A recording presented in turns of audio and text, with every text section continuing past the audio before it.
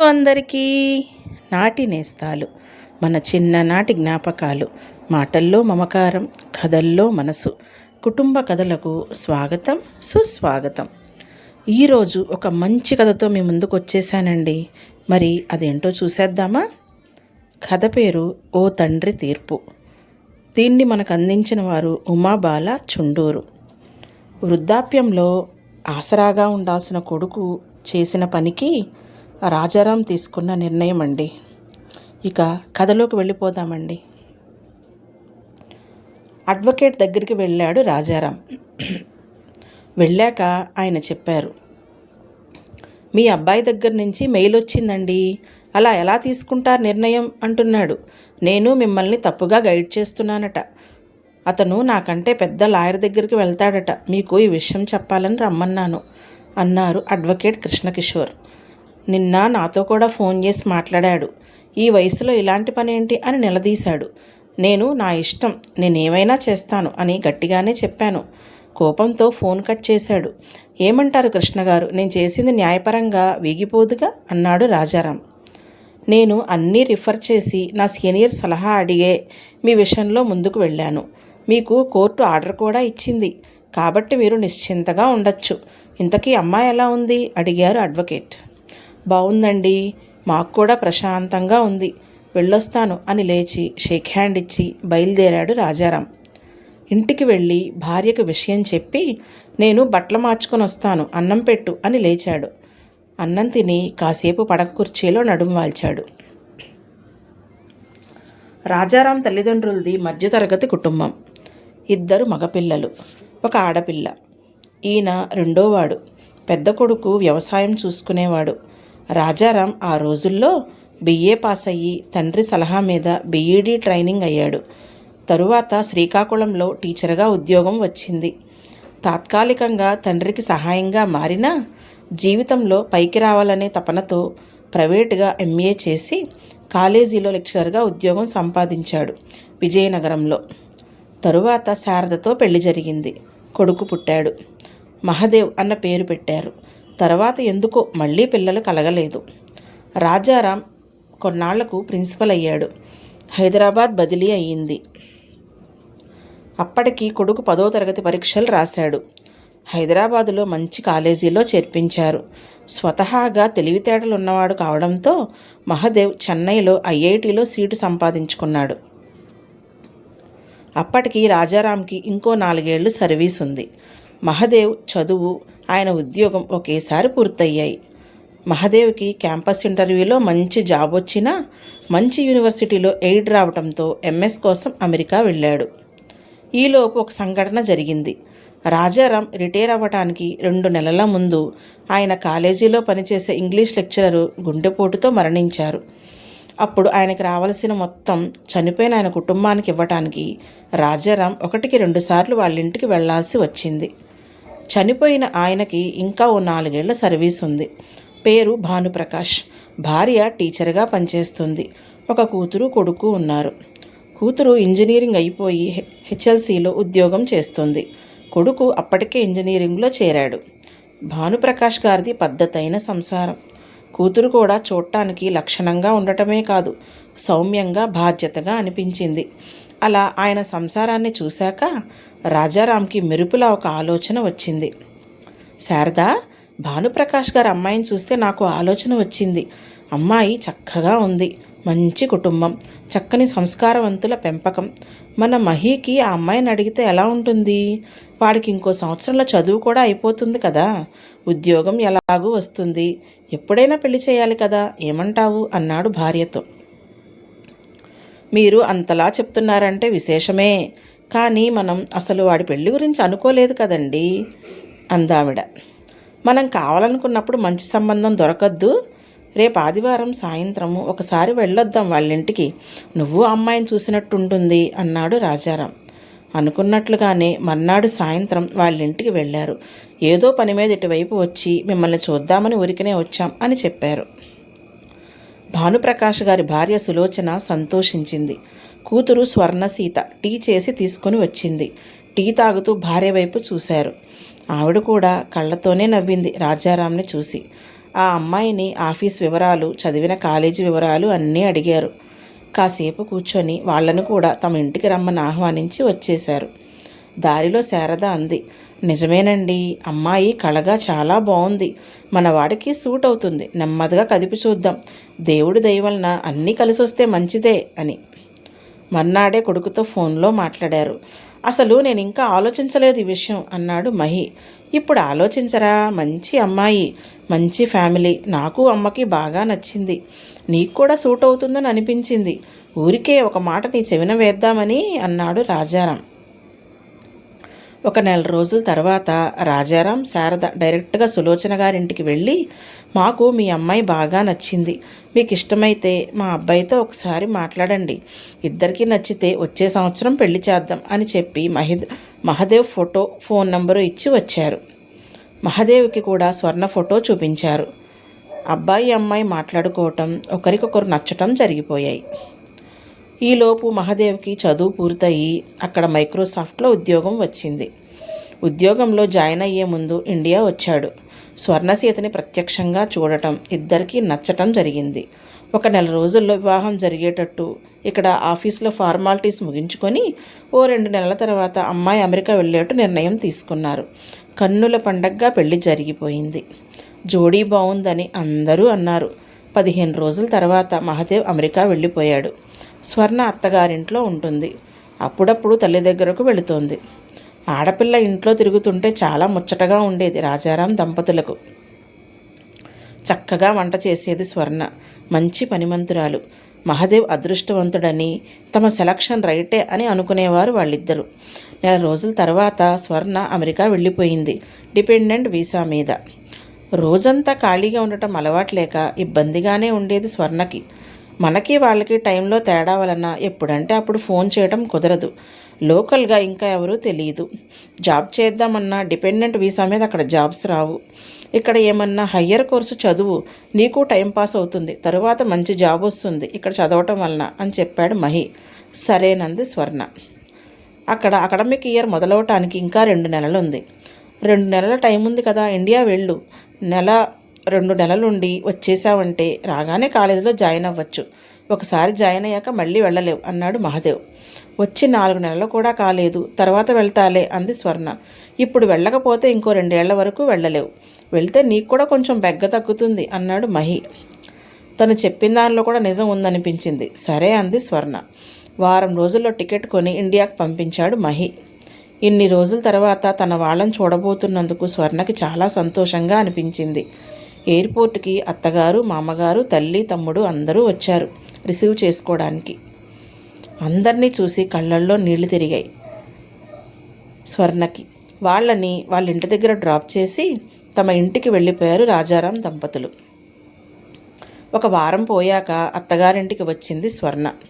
తను ఉన్నన్ని రోజులు రోజు ఏదో ఒక ప్లేస్కి వెళ్ళి రావటం, రాత్రి అందరూ బయట హోటల్లో భోజనం చేయటం సరదాగా గడిచిపోయాయి. అందరికీ తమ రొటీన్ లైఫ్లో కొంచెం బ్రేక్ వచ్చినట్టే అనిపించింది. స్వర్ణకి అటు ఇటు తిరగడంతో రోజులు గిర్రున తిరిగిపోతున్నాయి. నెల రోజులు అవుతుండగా ఇక్కడ కూడా విసుగు అనిపించసాగింది స్వర్ణకి. తిరిగి అమెరికా వెళ్ళిపోయి చదువులో పడితే బాగుండును అనిపిస్తుంది. అదే విషయం మహీకి చెప్పింది స్వర్ణ. వచ్చేస్తానని. నేను చాలా బిజీగా ఉంటున్నాను, టికెట్ పంపుతాను, వద్దు కానీ ఇంకొన్ని రోజులు ఉండు అని చెప్పాడు మహి. పెళ్లి కాకముందు పరిస్థితి వేరు, పెళ్ళి అయ్యాక పరిస్థితి వేరు. భర్త తల్లిదండ్రులు ఇద్దరూ కావాలనిపించటం సహజం. కానీ ఇద్దరిలో ఎవరు అని ఆప్షన్ వస్తే భర్త వైపే మొగ్గటం కూడా అతి సహజం. తిరిగి వెళ్ళిపోవాలనే కోరిక బలీయమైపోసాగింది స్వర్ణకి. ఈ మధ్య తన మెసేజ్లకు జవాబు రావటం లేదు, ఫోన్ ఆన్సర్ చేయడం లేదు మహదేవ్. రాజారాంతో అదే చెప్పింది స్వర్ణ. మీరు ఫోన్ చేసి చూడండి మావయ్య, నాకు దొరకడం లేదు. మీ అబ్బాయి నాకు వెళ్ళిపోవాలనుంది అని. నేను కూడా కాల్ చేశానమ్మా, తీయట్లేదు. తర్వాతైనా చూసుకొని కాల్ చేస్తాడు తిరిగి. అలా కూడా చేయలేదు. నేను ఈరోజు రాత్రి మెయిల్ ఇస్తానమ్మా, నీకు కాల్ చేయమంటానులే. అలాగే టికెట్ బుక్ చేయమంటాను అన్నాడు ఆయన. ఆయనకి కొంచెం వింతగానే ఉంది కొడుకు ప్రవర్తన. అన్నట్టుగానే కొంచెం ఘాటుగానే మెయిల్ ఇచ్చాడు. దానికి రిప్లై లేదు. 2 రోజులు చూసి మహీ ఫ్రెండ్ మెయిల్ ఐడి ఉంటే దానికి మెయిల్ ఇచ్చాడు. అందరం కంగారు పడుతున్నామని, కొడుకు క్షేమ సమాచారం చెప్పమని. మర్నాడు పొద్దున్నే ఫోన్ వచ్చింది. వాళ్ళకి రాత్రి టైం అది. ఏంట్రా ఏమైపోయావు? మాకు చాలా కంగారుగా ఉంది. స్వర్ణకి ఏడుపు ఒక్కటే తక్కువ. ఏమైంది అన్నాడు రాజారాం. మహి చిరాగ్గా, ఏంటి డాడీ మీరంతా ఇంత గొడవ చేస్తున్నారు? ఫ్రెండ్స్లో కూడా నా పరువు తీసేస్తున్నారు. అంత బెంబేలు పడేంత ఏముంది? బిజీగా ఉండి కాంటాక్ట్లో లేను అంతే కదా అన్నాడు. అదేంటి మహి, ఇది చాలా పెద్ద విషయం కాదా?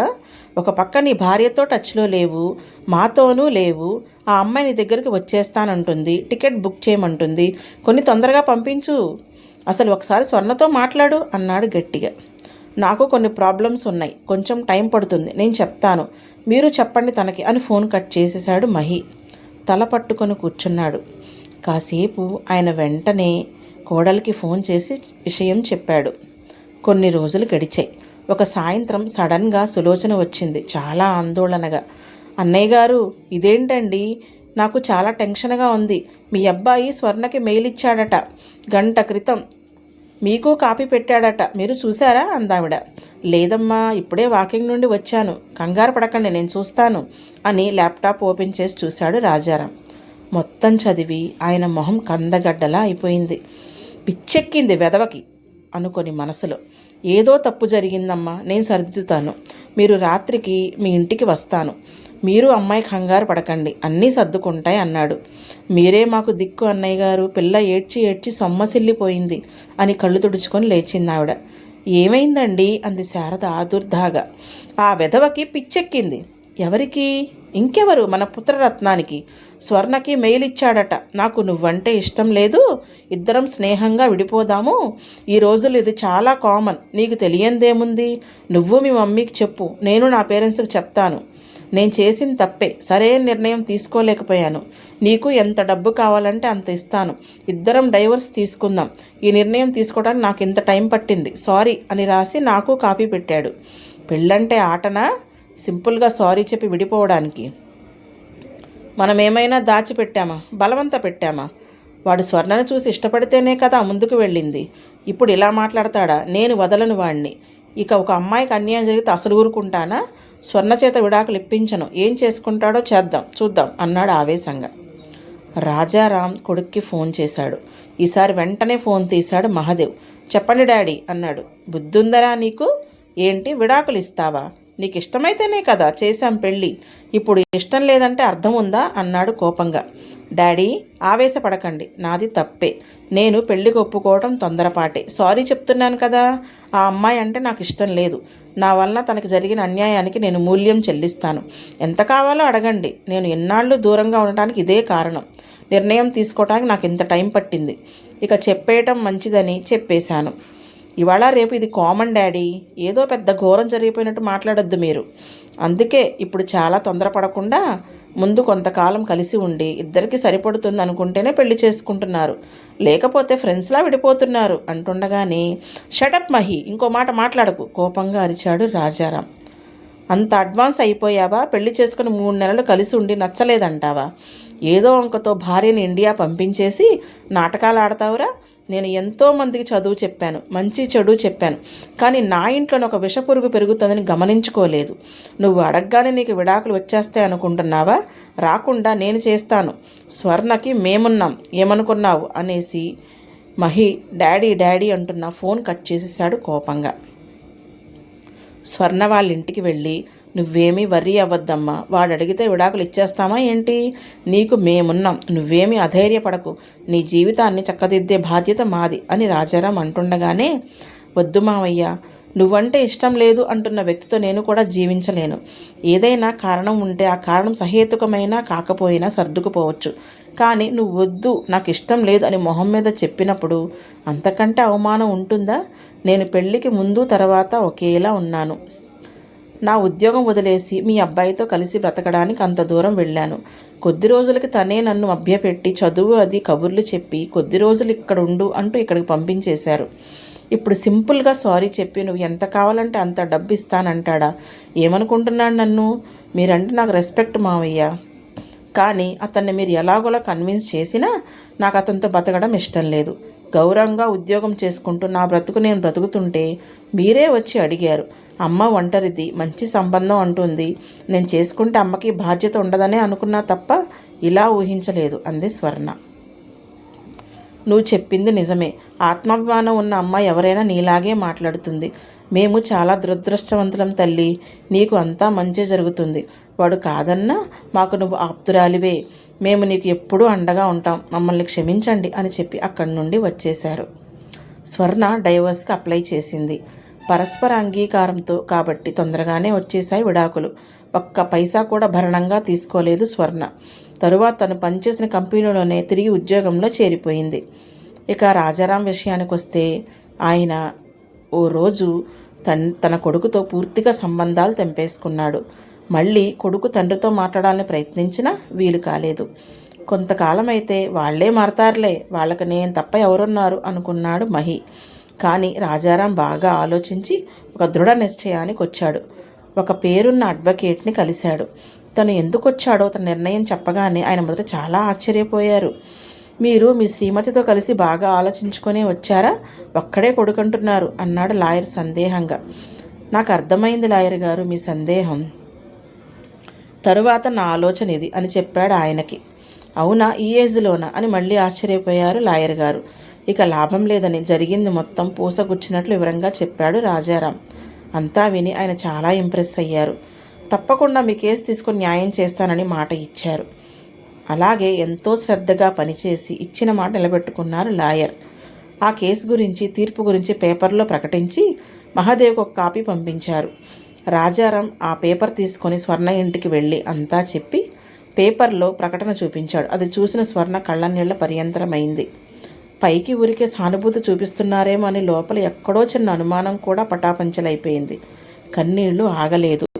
రాజారాం కాళ్ళకి దండం పెట్టింది. నోట మాట రాలేదు. తరువాత ఆయన చెప్పిన ఆలోచనకి ఒప్పుకోలేదు. కానీ ఆయన స్వర్ణకు వివరించి చెప్పి ఇదే సరైన నిర్ణయం అని నచ్చచెప్పాక ఒప్పుకుంది. ఇది ఇంతవరకు జరిగిన విషయం. ఈలోపు ఉరుములేని పిడుగులా ఊడిపడ్డాడు మహాదేవ్. రావటం ఆ ప్రకటన ఇచ్చిన న్యూస్ పేపర్ నేలకేసి కొట్టి, ఏంటి ఇదంతా, మీకు మతి ఉండే చేస్తున్నారా? ఈ ఏజ్లో మీరు చేయాల్సిన పనులేనా అని అడిగాడు కోపంగా. రాజారాం చాలా ప్రశాంతంగా, ఏ విషయం గురించి నువ్వు మాట్లాడేది అని అడిగాడు. అదే ఆ పేపర్ల విషయం, ఆ అడ్వకేట్ నాకు పంపిన జడ్జిమెంట్ కాపీ, ఇవన్నీ ఏంటి అని అడిగాడు. అవన్నీ చదివితే నీకు అర్థమై ఉండాలే, చాలా తెలివైనవాడివి కదా అన్నాడు రాజారాం. ఇప్పుడు నన్ను మీరు కొడుకుని కాదు అనుకుంటే కాకుండా పోతానా? ఎందుకు కాకుండా పోవు? నువ్వు పెళ్లి చేసుకుని నీ భార్యని కాదంటే కాకుండా పోయినప్పుడు నీ విషయంలో ఎందుకు కాకూడదు? నీకు మాకు ఏ సంబంధం లేదు. నాకున్న ఆస్తి కూడా నా సంపాదనే. సో దాని మీద నీకు కూడా హక్కు లేదు. అందుకే నువ్వు నా కొడుకువి కాదని నేను నిరాకరిస్తూ నీతో సంబంధం తెచ్చుకోవటానికి కోర్టుకు వెళ్ళి జడ్జిమెంట్ పంపించాను. ఇంకా అర్థం అవ్వాలంటే నిన్ను డిజోన్ చేసుకున్నాను. ఇక నువ్వు వెళ్ళొచ్చు అన్నాడు రాజారాం. అంటే మీకు నేను లేకపోయినా పర్వాలేదన్నమాట. సరే, కానీ ఈ ఏజ్లో ఒకరిని, అది ఆ అమ్మాయిని పెంచుకోవడం ఏంటి? అర్థముందా మీకు? ఇంతకీ ఏది ఆ అమ్మాయి అని అడిగాడు. కూర్చో, వస్తుంది చూద్దు గాని అన్నాడు రాజారాం. కాసేపటికి స్వర్ణ హ్యాండ్ బ్యాగ్తో లోపలికి వచ్చి చెప్పులు పక్కన వదిలి ఏదో అనబోతూ మహాదేవుని చూసి తడబడి మౌనంగా నిలబడిపోయింది. రా అమ్మ, రా కూర్చో అంటూ, ఇదిగో శారదా, అమ్మాయి వచ్చింది, మంచినీళ్ళు తీసుకురా అని పిలిచారు లోపలికి వినబడేటట్టు. స్వర్ణసీత అక్కడ ఊహించని మహాదేవ్ కూడా అన్యమస్కంగా లేచి నిలబడ్డాడు. ఇదిగో తను మేము దత్తత తీసుకున్న అమ్మాయి, చూసావుగా, ఇక వెళ్ళు అన్నాడు. ఇదంతా మా ఇష్ట ప్రకారమే జరిగింది. బంగారం లాంటి ఆ సీతమ్మ తల్లిని దత్తత తీసుకోవటం మా అదృష్టం. దేవుడు కొన్ని అదృష్టాలను తీసేసుకున్నా కొన్ని ఇస్తాడు అనగానే, అంటే ఇప్పుడు ఈవిడ మిమ్మల్ని చూస్తుందా మీ చివరి దశలో అన్నాడు మహాదేవ్ ఎటకారంగా. అవును, ఆ అమ్మాయి మీద మాకు నమ్మకం ఉంది. అన్నట్లు మా అమ్మాయికి మంచి సంబంధం చూసి పెళ్లి కూడా చేస్తాం చెప్పాడు రాజారాం. అంటే ఈవిడ ఇంకో పెళ్లి చేసుకొని కూడా మిమ్మల్ని కనిపెట్టుకొని ఉంటుందన్నమాట అన్నాడు మహాదేవ్. ఖచ్చితంగా, మా భవిష్యత్తు గురించి మాకు అస్సలు బెంగే లేదు. నువ్వు ఎంత తొందరగా వెళితే అంత మంచిది. మళ్ళీ ఇంకెప్పుడు రాకు ఇక్కడికి అన్నాడు రాజారాం. మహాదేవ్ విసురుగా వెళ్ళిపోయాడు. శారదా రాజారాం నిస్సత్తుగా కూర్చుండిపోతే స్వర్ణ వాళ్ళ దగ్గరకు వెళ్ళి ఇద్దరి భుజాల మీద చేతులు వేసింది. ఆ స్పర్శలో ఎన్నో అర్థాలు బోధపడ్డాయి వాళ్ళకి. కథ మీకు నచ్చిందా అండి? చూసారా? రాజారాం తీసుకున్న నిర్ణయం మీకు సరైందనిపిస్తుందా? కామెంట్ చేయండి. నా కథలు మీకు నచ్చినట్లయితే లైక్ చేసి సబ్స్క్రైబ్ చేసుకోగలరు. మీ శాంతి.